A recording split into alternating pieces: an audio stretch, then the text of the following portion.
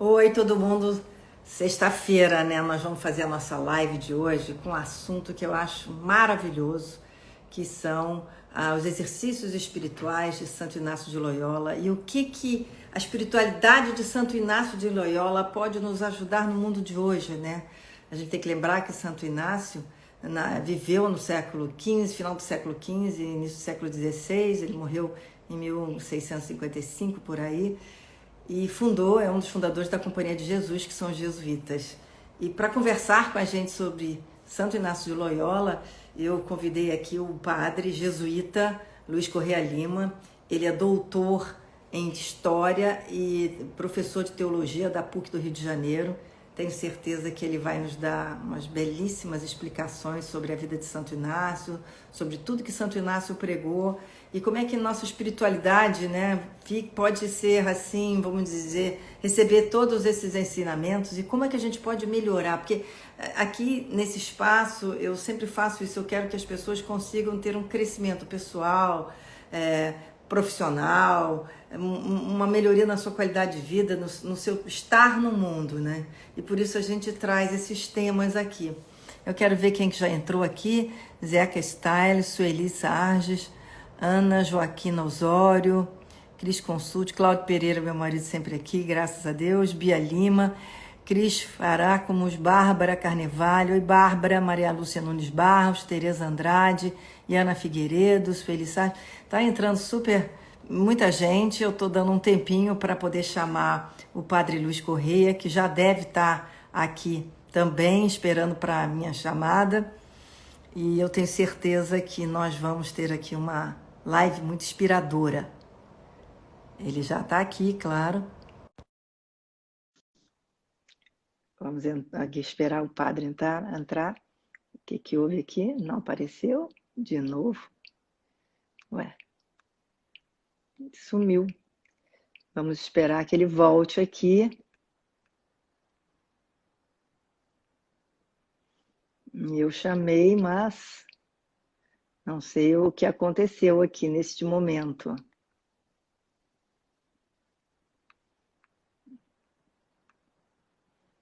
Vamos ver se ele volta. Ele já estava aqui. Sueli Sarja, adoro seus temas. Obrigado, Sueli. Eu fico fazendo assim, para mim é importante a gente ter temas que eu também me sinto assim bastante conectado, porque eu acho que isso aqui é uma conversa importante entre todos nós aqui. Tá? Estou vendo aqui Fabiana Suzuki, Adriana Beslucchi, Maria Marcha, Eduardo Tívolis, Luiz Correia já está aqui. Vamos ver se agora entra. Acho que agora vai entrar, gente. É sempre isso, né? Oi! Oi, Márcia, tudo bem? Tudo bom? Que emoção essa entrada, né? Sim, sim. É sempre uma emoção. Eu tô estreando hoje esse tripé da câmera, espero que esteja tudo bem. Tá ótimo, Padre Luiz, tá muito bom. Você sabe que eu estava falando um pouquinho, né? Que nosso tema de hoje, né? Santo Inácio de Loyola. Vou lhe chamar de você, tá? Você é jesuíta, né? Jesuíta. E tem essa vivência toda da Companhia de Jesus, que é tão importante. E eu hoje estava lendo também que o Papa Francisco também falou um pouco sobre Santo Inácio, hoje, Sim, que sim. ele é o primeiro Papa jesuíta, né? Sim, A gente sim. tem assim, essa alegria de ter o primeiro Papa jesuíta.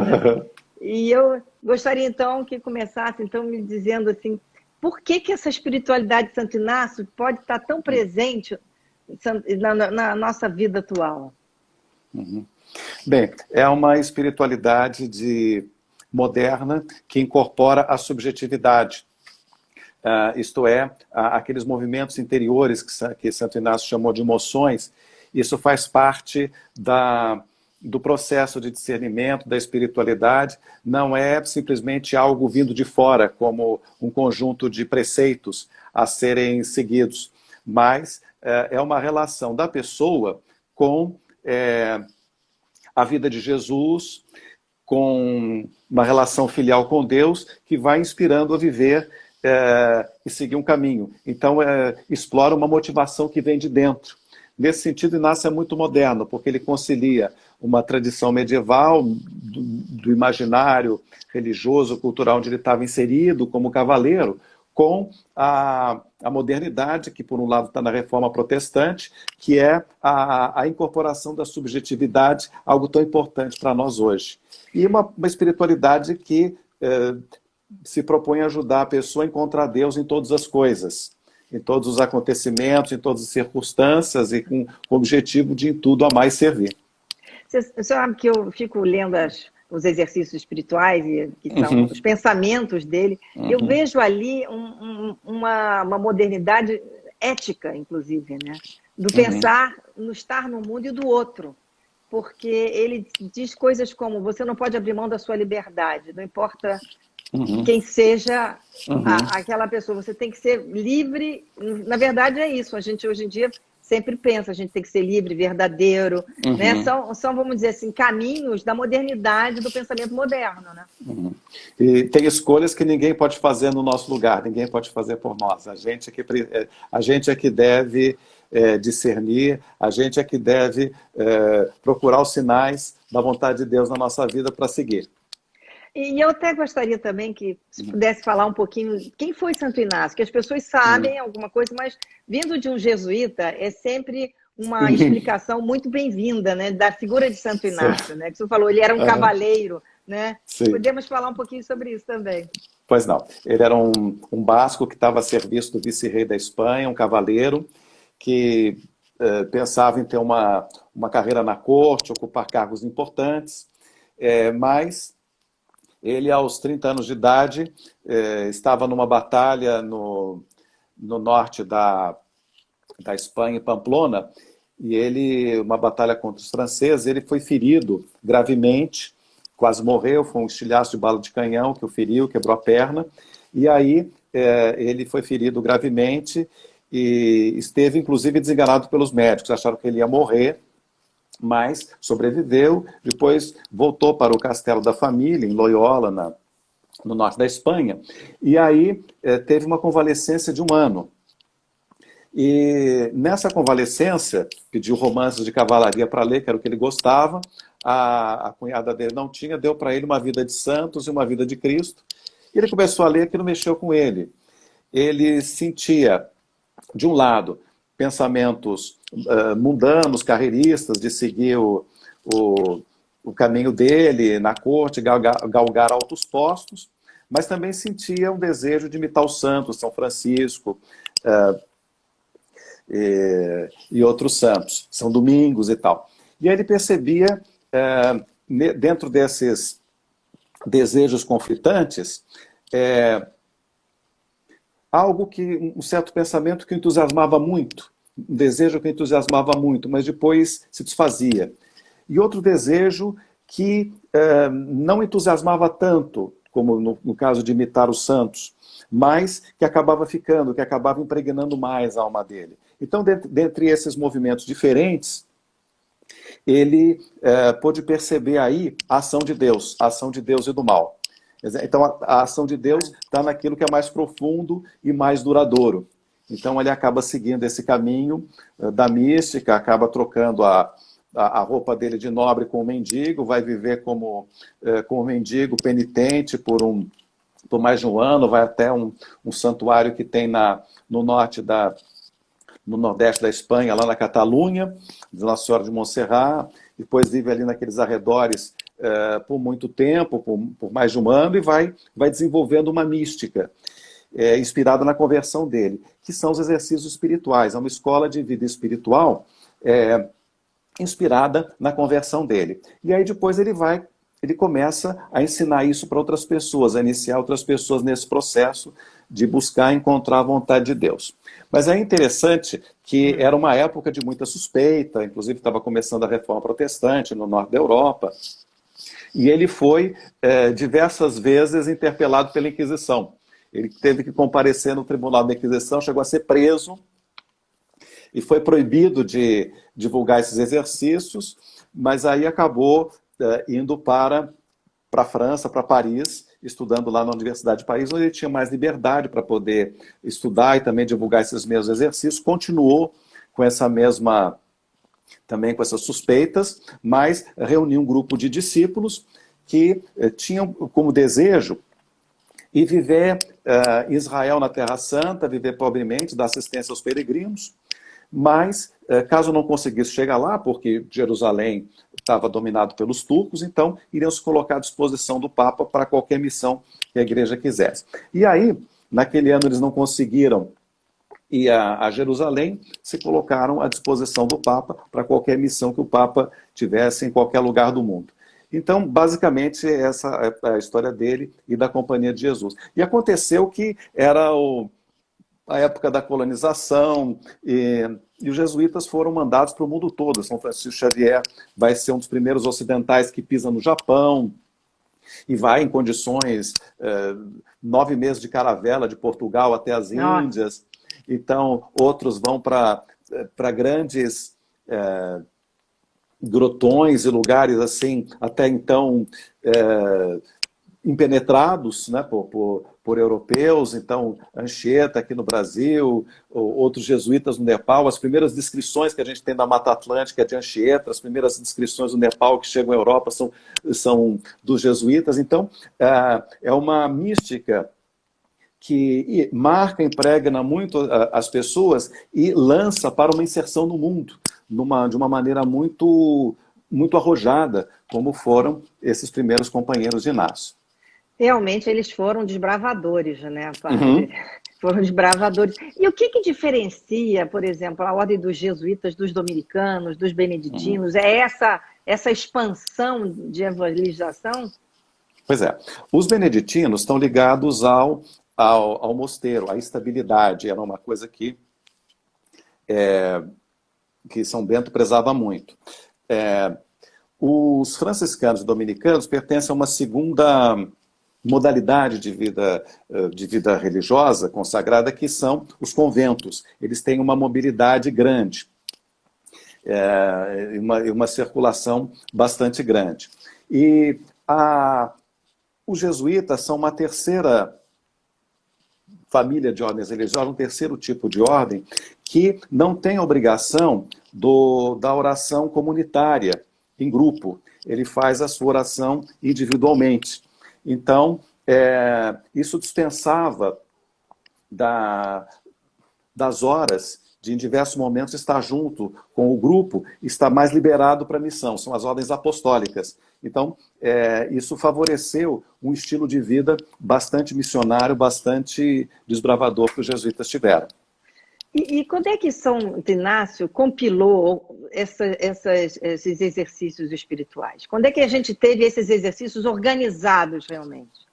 Bom, ele primeiro foi divulgando, e uma redação que a gente teve é quando ele era estudante ainda de filosofia, daí dos anos 1530 em Paris. Mas ainda havia uma forte suspeita da igreja, porque era uma novidade muito grande, e ele teve que comparecer no Tribunal da Inquisição. Ele teve 8 vezes no Tribunal da Inquisição, e 2 vezes ele foi preso, foi encarcerado por suspeita de heresia, porque naquela época era muito comum. Até que, anos depois, esses exercícios foram aprovados pela igreja e desde então não há mais suspeita em relação a eles. E por que ficou tão assim, vamos dizer assim, famoso, né? E ficou assim tão forte essa questão dos exercícios espirituais de Santo Inácio? Por que isso ficou assim marcado na igreja? Porque era uma maneira de ter a mística que viviam os monges nos mosteiros, ou os frades nos conventos. Era uma forma dos leigos também terem acesso. Então, esses exercícios espirituais se pode fazer em um mês de retiro, assim, isolado, num canto, ou se pode fazer na vida cotidiana, com um tempo de oração de 1 hora cada dia, ao longo de um ano. Os exercícios na vida cotidiana. E foram amplamente divulgados e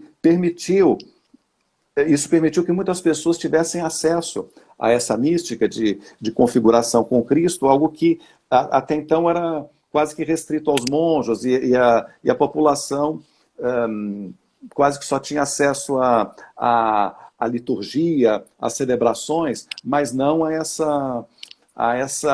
esse mergulho interior que os exercícios permitem, que a mística permite. E era também uma época de de inquietação espiritual e que os exercícios vieram a responder e marcaram a vida de muita gente para sempre. E hoje em dia, que se fala tanto em meditação, em reflexão, a gente pode encarar que os exercícios espirituais seriam uma forma de meditação também para acalmar o nosso pensamento, o nosso estar no mundo, porque as pessoas estão muito angustiadas, né, Padre? Sim. Os exercícios supõem a oração, supõem separar um tempo, supõem se colocar na presença de Deus, e dirigir-lhe súplicas, e também permitem a meditação, de modo que são formas da gente serenar. Mas, além disso, os exercícios trabalham com a imaginação, a contemplação. Então, por exemplo, uma grande parte desses exercícios consiste em meditar, contemplar cenas da vida de Jesus, e que o exercitante se coloca imaginariamente como um personagem, vendo, ouvindo o que outros vivem, agindo. Então, a espiritualidade não fica num nível meramente teórico ou intelectivo, mas passa também a envolver a afetividade, a emoção. Então, isso envolve a pessoa, isso acaba... isso preenche o coração. Quer dizer, vamos supor, eu poderia imaginar que eu estava nas bodas de Canaã ali, vendo o milagre dos pães, do vinho. É isso, a gente tem que entender que a gente faz parte daquele, como se a gente fosse um figurante dentro daquela cena do Novo Testamento, é isso? Sim, a gente acaba se colocando como personagem em muitas dessas contemplações. Isso é algo que ele dá as dicas e ocorre espontaneamente durante a oração. A gente se colocar como personagem, a gente procurar ouvir, a gente procurar ver. E é interessante que não é necessário que fazer uma reconstituição exata, mas o importante é que a imaginação trabalhe, porque isso fica impregnado, não é só o intelecto que importa, mas é também a visão, é a audição, é o gosto, é o tato, tudo isso faz parte do nosso ser e tudo isso tem que ser integrado na espiritualidade. Padre Luiz, se Santo Inácio estivesse agora aqui, diante desse mundo que a gente está vendo assim, com esse isolamento social, vivemos essa pandemia, a gente sabe que a Idade Média viviam, às vezes, as pessoas viviam momentos horríveis, tinham pestes, né? Peste negra, teve... O que o senhor acha que Santo Inácio poderia assim, nos comunicar diante disso tudo? Bem, foi interessante tocar nesse assunto, Márcia, porque a gente tem também estruturas mentais diferentes. No tempo de Santo Inácio, e até o século XVIII, havia uma forte envolvência do sobrenatural, de modo que a tempestade, a peste, pragas, terremotos, eram vistos como intervenção divina direta. Então, as comportas do firmamento supostamente se abriam e caía água e formava o dilúvio. Desde Noé, né? Que as pessoas... Desde Noé. Desde Noé. Então, as pragas agrícolas eram vistas como um castigo divino, assim como também a peste. Os micro-organismos só vão ser conhecidos no século XIX. Não havia vacina. Então, se achava, quando havia uma peste, procuravam um culpado, porque achavam que era um castigo divino por algo que alguém fez. Então, iam atrás de bruxas, de hereges, de judeus, de quem fosse, para tentar punir esse suposto culpado.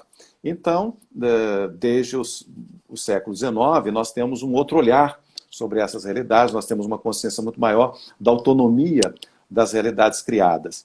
Então, e hoje a gente vê que a peste, no caso a pandemia, não é uma punição divina por algo que alguém tenha feito, mas é parte da nossa condição humana, da nossa vida orgânica, que tem um micro-organismo agindo aí, né?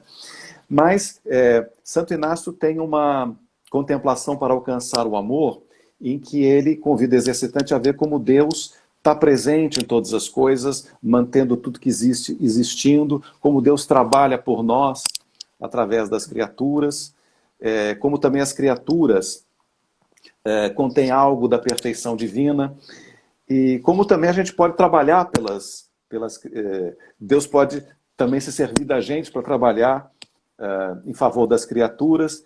Eu penso que tudo isso nos ajuda nesse ambiente de pandemia, porque a gente se dá conta da nossa limitação humana, de que nós somos criaturas, que nós não somos onipotentes, que nós somos vulneráveis, que a nossa vida nesse mundo é passageira, mas a gente pode viver tudo isso e passar por tudo isso com relativa paz, com confiança em Deus, sabendo que a morte não é o fim, mesmo a morte das pessoas queridas, que a vida continua em Deus, a gente pode ter essa consolação e também a incumbência de ter o cuidado necessário, a precaução toda necessária. Inácio dizia, a espiritualidade naciana diz que a gente deve confiar em Deus como se tudo dependesse dele e agir como se tudo dependesse de nós. Então, são duas pontas aí de uma corda que a gente tem que segurar. São duas pontas e não pode soltar nenhuma nem outra, nem a confiança em Deus e nem a ação humana, aquilo que está no nosso alcance. Eu acho que a gente sabe, né, que, logicamente, antigamente não havia essa concepção, né, dos micro-organismos, né, lógico, mas essa confiança em Deus que a gente tem que ter, muitas vezes fica abalada, né, eu vejo pelas pessoas, pelo medo, pela ansiedade, e eu posso imaginar que durante esse período todo, como padre, deve ter ouvido muitas angústias e muitos pensamentos, e eu queria ver como é que o senhor consolava, instruía essas pessoas, por exemplo, na angústia, na depressão. Quais são as suas ferramentas, vamos dizer assim, de fé nessa hora? Bom, eu confesso a você, Márcia, que eu também vivi angústia. Eu muitas vezes, nós, né? Vendo nas primeiras semanas, vendo os noticiários, imagens de pessoas angustiadas na porta dos hospitais, sem vagas. Eu confesso que eu passei algumas noites sem dormir direito. Também. Mas, em alguns momentos, na oração, eu senti paz também. Há uma oração que Inácio tinha, uma oração medieval, que Inácio tinha muita devoção, que diz: alma de Cristo, santificai-nos, corpo de Cristo, salvai-nos. Sangue de Cristo, inebriai-nos, água do lado de Cristo, lavai-nos. Paixão de Cristo, confortai-nos. Ó bom Jesus, ouvi-nos. Dentro das vossas chagas, escondei-nos. Do espírito maligno, defendei-nos. E na hora de nossa morte, chamai-nos. Mandai-nos ir para vós, para que com os vossos santos e santas vos louvemos pelos séculos dos séculos. Aconteceu que um dia na... Amém. Aconteceu que um dia na missa eu estava rezando isso, depois da comunhão. Aí me veio, inesperadamente, subitamente, uma paz. Então, se a pandemia me atingir, se um dia eu morrer, eu estou com Deus. E também isso vale para os entes queridos, para as pessoas queridas. Mas essa consolação que vem de Deus, a gente pode se dispor para recebê-la, pode pedir, mas é Deus que concede. Não é que a gente sente todo momento. A gente, em alguns momentos, sente perplexidade, sente angústia. Mas o importante é a gente não se entregar à perplexidade, à angústia que possa sentir, mas seguir na fé, pedindo sempre confiança e que Deus aumente a nossa fé. Não tem outra saída. Olha, mas, basicamente, saber que a gente não está só. Nós não estamos sós no mundo, na criação e nem em meio a tudo isso que acontece. Que Deus é maior que tudo isso. Embora a gente não deva ter uma concepção mágica da onipotência de Deus, Deus dá autonomia à criação, a gente não pode evitar que pessoas queridas venham a falecer, mas a gente pode ter essa certeza na fé de que a morte não é o fim, de que a vida continua e que a gente pode encontrar sentido em tudo isso. Isabel, eu achei muito bonito o senhor falar que a gente não pode ter essa confiança mágica em Deus, né? Não pode, né? Porque tem a nossa ação e a nossa ação muitas vezes desencadeia milhões de outras ações, né? Que nos afetam e afetam os outros. Mas, ao mesmo tempo, a igreja nos ensina que existem os milagres. Que os Sim. milagres acontecem. E que essa então seria uma ação de Deus, que a gente até entenderia que seria uma ação mágica, porque dentro da nossa humanidade isso não poderia acontecer. E aí, como é que a gente vai fazer para trabalhar isso dentro da gente? Pois é. Bom, milagre na Bíblia é algo extraordinário, né? Nem havia o conceito de sobrenatural em oposição a natural. Mas nós podemos falar do milagre como algo extraordinário, como algo inexplicável, até mesmo de curas, mas a gente não pode imaginar que isso seja a vida ordinária. A vida ordinária é a ordem da criação. A nossa vida nesse mundo é passageira, mesmo que a gente experimente curas para alguns males, mas a nossa saúde não é para sempre. E algum dia, de algum mal físico, nós vamos morrer. Mas a oração pode muita coisa, mas não pode tudo. Nem Jesus foi atendido em tudo.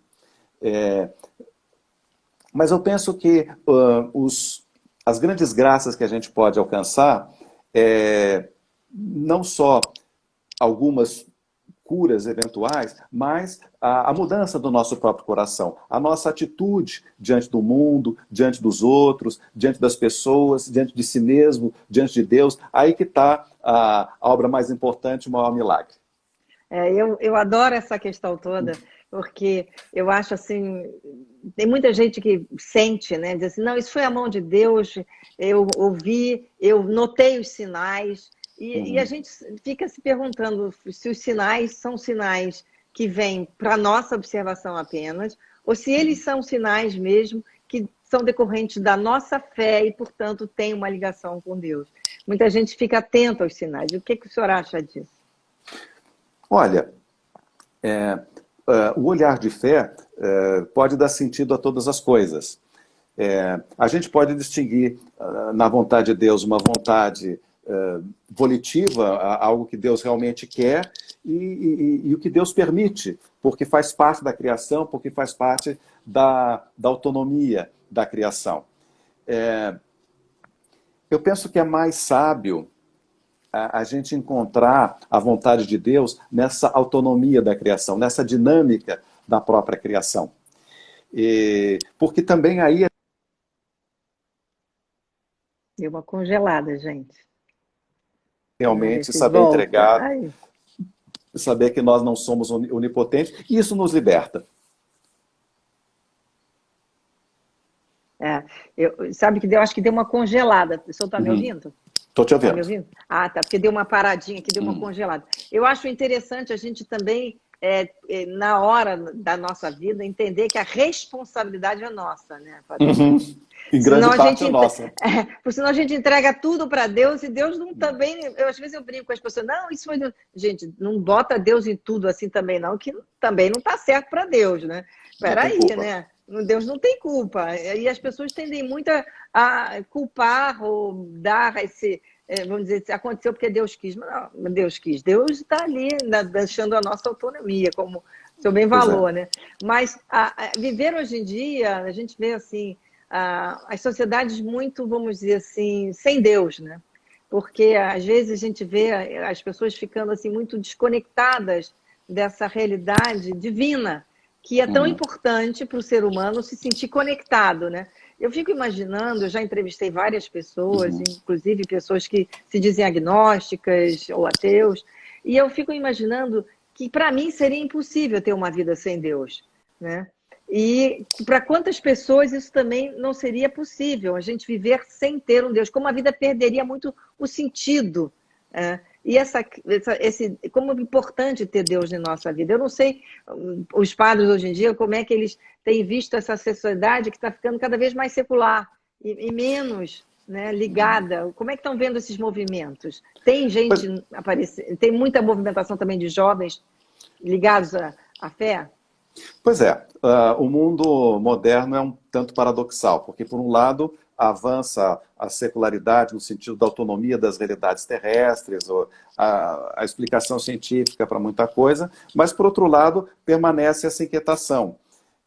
A religião não diminuiu no mundo, mesmo que tenha sofrido algumas motivações. E de fato, eu tenho um grande respeito pelos ateus e agnósticos, porque a fé é um dom, é um presente de Deus para ser cultivado. A gente pode cultivar, preservar, pedir que Deus aumente a nossa fé, mas é um presente e faz com que a gente veja o mundo como dotado de significado. Da vida, a gente pode ver a vida como dom e os dons como graça de Deus. Mas quem não tem fé tem que seguir a sua consciência e buscar a verdade. É isso que importa.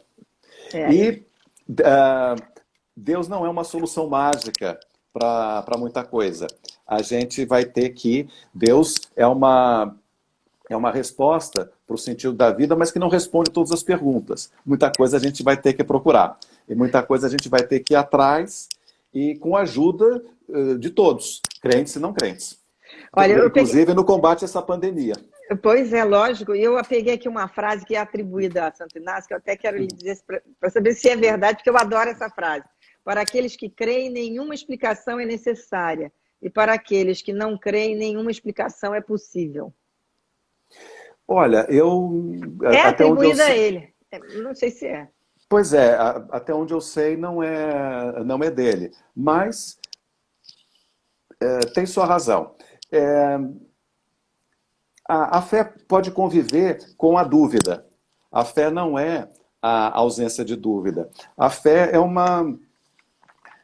uma convicção que estrutura a nossa vida, que nos move para a entrega. Mas a fé convive com a dúvida.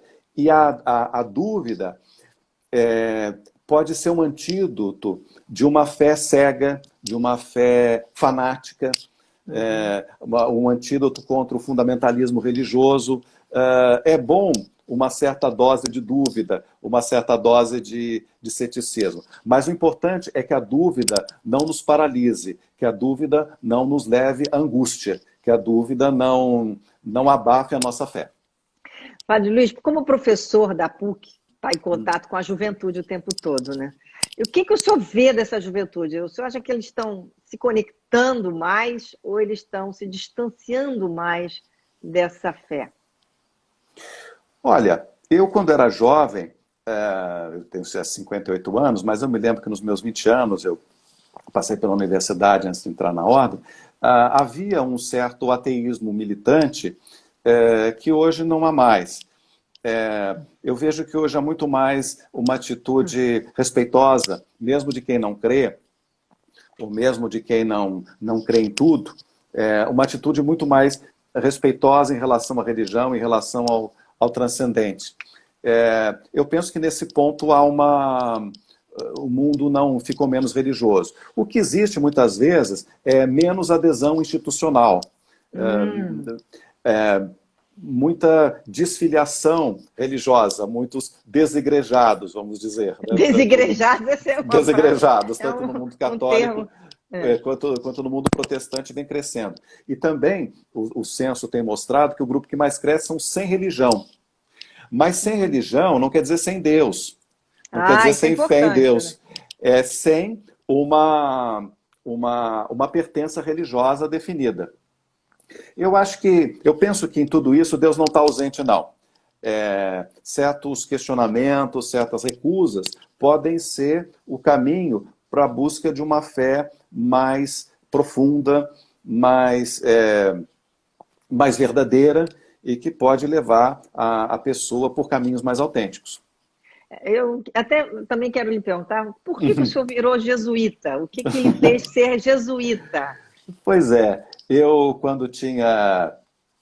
tive uma infância católica, mas não tão praticante. Eu, quando fui batizado, recebi uma medalha de São Luís Gonzaga, que eu usei durante toda a minha infância, que está aqui. Não sabia que ele era jesuíta, nem que um dia ele era jesuíta, eu ia ser jesuíta, essa medalhinha aqui. Uhum.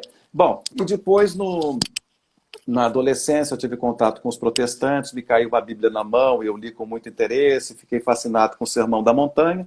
Depois, no ensino médio, eu fui estudar com jesuítas, estava já com uma inquietação religiosa, e aí foi surgindo a vocação religiosa. Até que aos 22 anos, eu pedi formalmente para ingressar na Companhia de Jesus.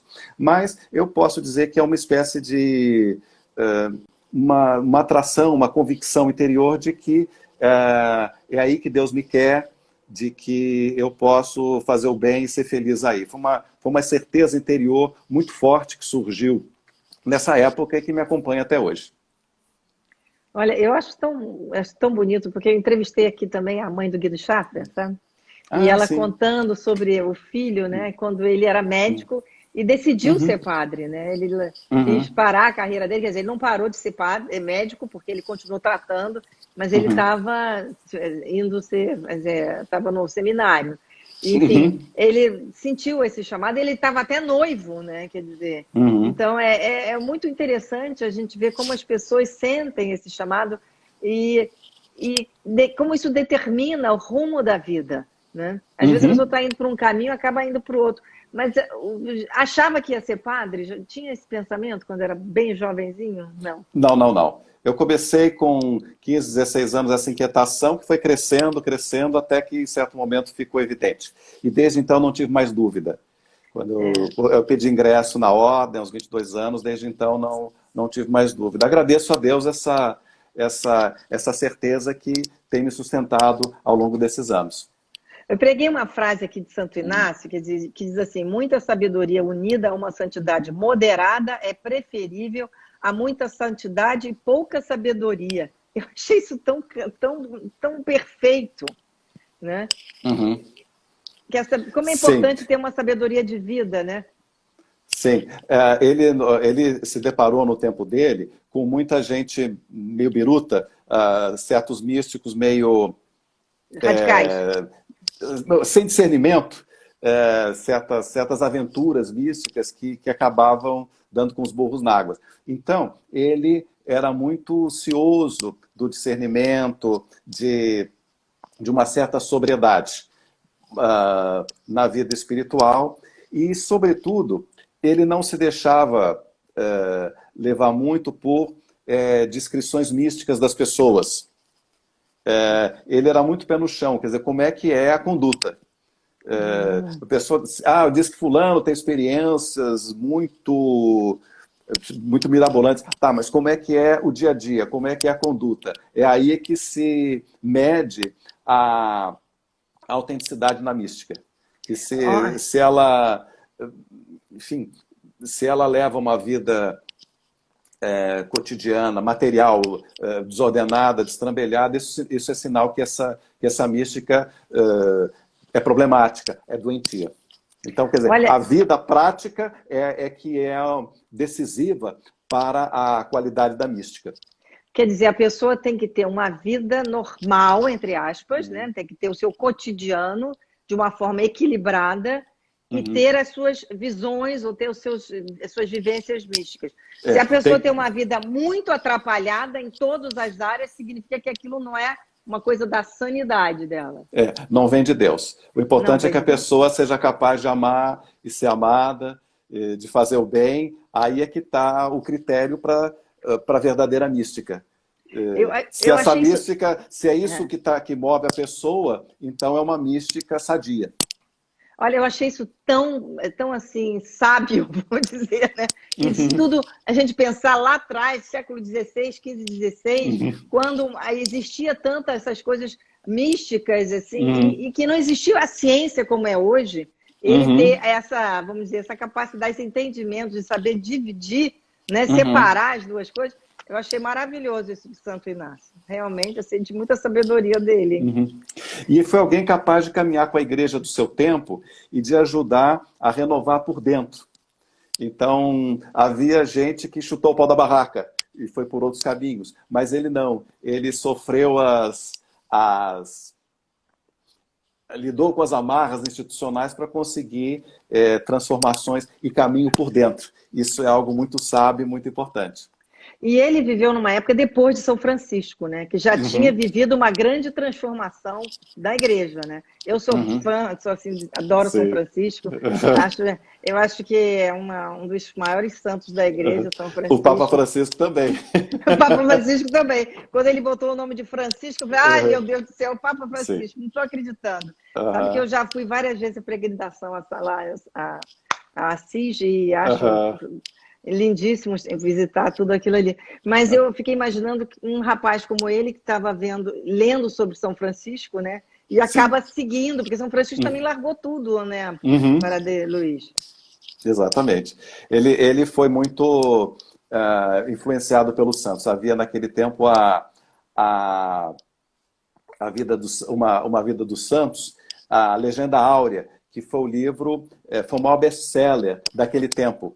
E logo depois que a imprensa foi inventada, a Legenda Áurea, por 30 anos, foi um livro que teve uma tiragem maior do que a Bíblia. Então, é mesmo? Então isso marcou muito as pessoas, porque eram histórias muito, muito bem elaboradas, inclusive a história de São Jorge com o dragão, tudo isso vem da Legenda Áurea. E uma época que o povo a grande maioria era analfabeto, são histórias que a gente ouvindo fica. E eram muito difundidas. E além do que, na vida dos santos existe uma ação divina, existe uma exemplaridade que deve ser vista e que deve ser imitada. Padre Luiz, o senhor falou em São Jorge. Eu até quero lhe perguntar, São Jorge existiu realmente? A figura de São Jorge lutando contra o dragão? Porque está até na Inglaterra, São Jorge é o padroeiro, né? Tá em tudo São Jorge. Como é que é São Jorge, Padre Luiz? Bom, na verdade, os antigos, e mesmo alguns relatos bíblicos, não têm a preocupação com os fatos exatamente como aconteceram, mas estão mais preocupados com a mensagem. Os evangelhos, em parte, também têm essa preocupação. Não é a descrição factual exata, mas é a mensagem que o relato contém. Então, certamente existiu no século IV um oficial do Império Romano chamado Jorge, que morreu mártir, e isso foi... e foram surgindo histórias a respeito dele, inclusive essa história do dragão, que é o dragão do Apocalipse, que ele matou o dragão, mas são histórias muito edificantes. Mesmo que a gente não acredite que isso tenha acontecido exatamente como está narrado, são histórias muito edificantes que ajudam na catequese, que é fácil de guardar. Então, o dragão de São Jorge representa o lado obscuro do ser humano, representa o mal que pode ser vencido com a fé em Cristo. Eu acho linda essa história do dragão. Realmente, acho super bonito. Até porque o dragão tem vários símbolos, né? No Ocidente, no Oriente, são tão diferentes, né? Mas e o São Jorge é um santo popularíssimo, tanto no Oriente quanto no Ocidente. Depois, essa Legenda Áurea, que era um livro muito popular no tempo dele, acabou entrando em certo declínio porque a historiografia científica acabou tomando um lugar muito maior. E essas histórias de santo muito lendárias acabaram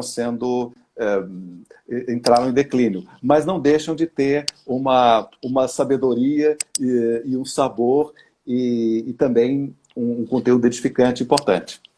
O Padre Luiz, hoje em dia a gente fica pensando como é que alguém vai ser santo, né? E a gente tem visto algumas pessoas serem beatificadas e canonizadas, né? Mas fica mais difícil ser santo agora? Olha, Márcia, a santidade é algo que não tem um sentido unívoco. Ela é algo que muda com o tempo. Por exemplo, São Luís, rei de França, Luís IX, foi um rei cruzado. Morreu na cruzada aí no século XIII, enfrentando os mouros. Aliás, foi até uma peste que matou. Quer dizer, hoje em dia a cruzada é uma coisa inimaginável. Hoje em dia a gente lida com os muçulmanos de maneira muito diferente, através do diálogo interreligioso. O próprio Santo Inácio foi também um homem da Contra-Reforma, que apoiava o uso da força na repressão à heresia. Hoje em dia, isso é inimaginável. Claro. Então, a santidade vai mudando com o tempo. São João XXIII, que é santo, foi um santo que incorporou a Declaração Universal dos Direitos Humanos no ensinamento da Igreja, na encíclica Pacem in Terris. Então, um santo que prestigiou as liberdades modernas, que no passado não eram aceitas. Então a santidade vai mudando com o tempo. Então agora esses dias que eu estava fazendo retiro, e Santo Inácio recomenda que a gente lê Uma Vida de Santos, eu vi um documentário sobre uma ativista norte-americana que está a caminho da santificação. Ela já é serva de Deus e está indo para a beatificação, que é Dorothy Day. Dorothy Day foi uma jornalista do início do século XX que passou pelo anarquismo, pelo comunismo, fez um aborto, foi mãe solteira, depois se converteu ao catolicismo e trouxe as inquietações que ela tinha, as inquietações sociais que ela tinha do anarquismo e do comunismo, para a militância católica. E ela é fundadora do movimento católico operário nos Estados Unidos, onde tinha muitos imigrantes católicos muito pobres. E ela fundou sindicatos, fundou casas de acolhida a mendigos, que são centenas espalhadas pelos Estados Unidos, fundou um jornal que teve uma grande difusão, e ela, com esse ativismo, combateu o trabalho infantil, combateu a exploração do trabalho negro, que era subvalorizado, e também foi, nos anos 50, uma ativista contra a corrida armamentista. Isso era considerado um antipatriotismo, o FBI vivia em cima dela, e depois, nos anos 60, ela foi contra a Guerra do Vietnã, fez passeatas contra a Guerra do Vietnã. Então, e ela foi presa 8 vezes. Uma vez antes da conversão, quando quando fazia parte do movimento sufragista, que queria o direito de voto para as mulheres, que não existia. Ela foi sufragista, foi presa.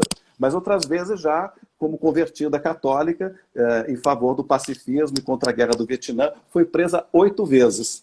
E agora está a caminho da canonização, e o Papa, quando esteve nos Estados Unidos, discursou no Congresso, ele apontou 4 figuras cristãs bastante importantes para a contemporaneidade. Lincoln, Martin Luther King, Thomas Merton e Dorothy Day. Lincoln e Martin Luther King são protestantes. Martin Luther King, inclusive, era pastor batista. E Thomas Merton era monge trapista, e Dorothy Day, uma leiga militante ativista, da pá virada. Os bispos ficam assustados com ela, mas está a caminho da canonização. Pois é, e aqui no Brasil nós temos o servo de Deus, Guido Schaffer, né? Uhum. E temos a Santa Dulce dos Pobres. Dulce dos Pobres. Um ativismo social importante. E uma irmã Dorothy Stang, lá na Amazônia, que protegia o meio ambiente. Tomara que também ela possa trilhar esse caminho da canonização, porque é uma figura que realmente merece a nossa estima. Eu acho interessante essa questão da mudança do olhar da própria história da santidade das pessoas no mundo moderno, né? É muito diferente do início da cristandade, ou mesmo da Idade Média, né? Que existia um outro tipo de vivência, mas nem por isso a gente vai deixar de, vamos dizer assim, reverenciar, né, Padre Luiz?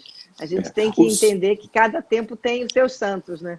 Cada tempo tem os seus santos. Os santos do passado nos inspiram, e a santidade hoje tem outros desafios que são muito importantes. Por isso, a santidade é uma fidelidade criativa, não é uma receita de bolo que vai sempre se repetindo ao longo do tempo, mas é algo que vai se renovando à medida em que os desafios vão surgindo no nosso horizonte, e à medida que nós, a partir da nossa consciência, das nossas estruturas mentais, podemos responder positivamente a esses desafios, buscando realizar a vontade de Deus.